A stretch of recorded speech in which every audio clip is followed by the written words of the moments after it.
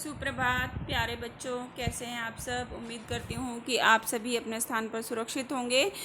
बेटा, कल हमने कबीरदास की साखियाँ पढ़ी थी। साखियाँ हमने 4 साखियाँ जो आपकी पाठ्य पुस्तक में दी गई हैं 4 हमने कर ली थी। उसमें से आज हम 5वीं साखी पढ़ेंगे। कबीरदास जी ने आडंबरों का विरोध किया है और वो हमेशा क्या करते हैं कि जाति पाति का विरोध उन्होंने किया है। वो एक ही ईश्वर को मानते हैं। ठीक है, तो कबीरदास जी की जो भाषा है वो भी सुदक्कड़ी भाषा है। ये मैंने आपको कल सब समझाया था कि किस तरह से उनकी भाषा पर अलग अलग प्रभाव देखने को मिलता है। ठीक है, तो आज हम उनकी जो 5वीं साखी है जो आपकी बुक में दी गई है उसको समझेंगे। मैं एक बार पढ़ रही हूँ, ज़रा ध्यान से सुने। हिंदू मुआ राम कही, मुसलमान खुदाई, कहे कबीर जो जीवता, जो दूह के निकटी न जाई। तो अब यहाँ पर पहले हम इसके शब्दार्थ हम अगर पढ़ते हैं कि क्या है।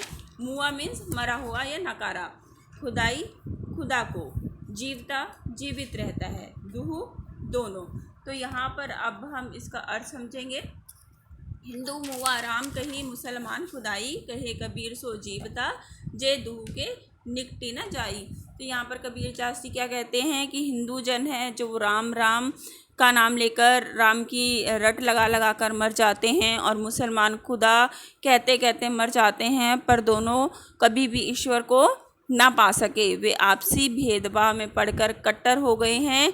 कबीर कहते हैं कि वास्तव में वही व्यक्ति जीवित रहने का अधिकारी है जो हिंदू मुसलमान और राम खुदा दोनों से दूर रहता है। आशय यह है कि भगवान राम और खुदा दोनों से अलग है और मानवता हिंदू और मुस्लिम दोनों से ऊपर है।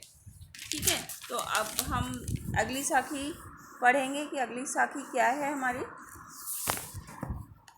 काबा फिरी काशी भया, राम ही भया रहीम, मोठ चुन मैदा भया, बैठी कबीरा जीम। तो यहाँ पर अब इसके अर्थ हम समझते हैं कि अर्थ क्या है। काबा मीन्स मुसलमानों का पवित्र स्थान, काशी को कहा गया है, भया मीन्स हो गया, मोठ मीन्स मोटा, चून मीन्स आटा, और जीम कर भोजन। तो अब इसका अर्थ समझे।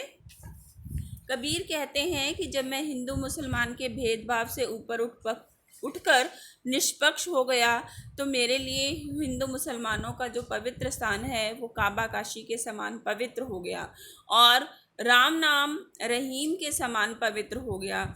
जिसे मैं मोटा आटा समझकर अखाद्य समझता था वही मेरे लिए बारीक मैदा हो गया, और मैं उसे बैठकर आराम से खा रहा हूँ। आशय यह है कि धार्मिक भेदभाव के नष्ट होने पर मेरे मन में हिंदू मुसलमान राम और रहीम के नाम पर बसी हुई दुर्भावनाएं जो हैं वो दूर हो गई हैं, समाप्त हो गई हैं। तो यहाँ पर उन्होंने बोला है कि हिंदू और जो मुसलमान हैं उनके जो देवता हैं वो एक ही हैं। ठीक है, तो अब नेक्स्ट जो साखी है उसके बारे में हम पढ़ते हैं। उसमें उन्होंने क्या बताया है। ऊंचे कुल का जन्मिया, जो करनी ऊंच न होई, सुबरन कलश सुरा भया, साधु निंदा सोई। अब यहाँ पर जो कबीरदास जी हैं वो कहते हैं कि इसको जो वो कह रहे हैं उसको समझने से पहले अर्थ समझे हम।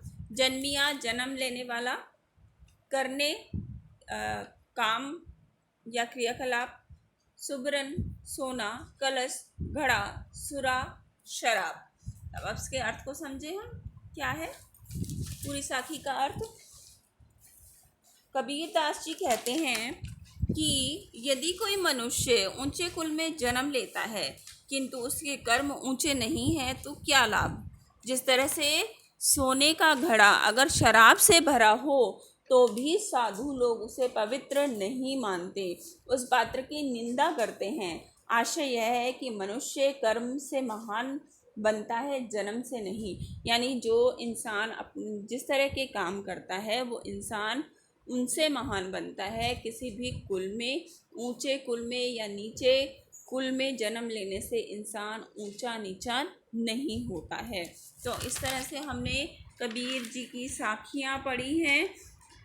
साखियों में उन्होंने बहुत ही अच्छी तरीके से हमें समझाया कि ईश्वर एक है और हमें अपने कर्मों को अच्छा करना चाहिए, किसी भी जाति पाति में भेदभाव नहीं करना चाहिए। तो बेटा आज ये आपका लेसन ख़त्म हो गया है। Thank you so much.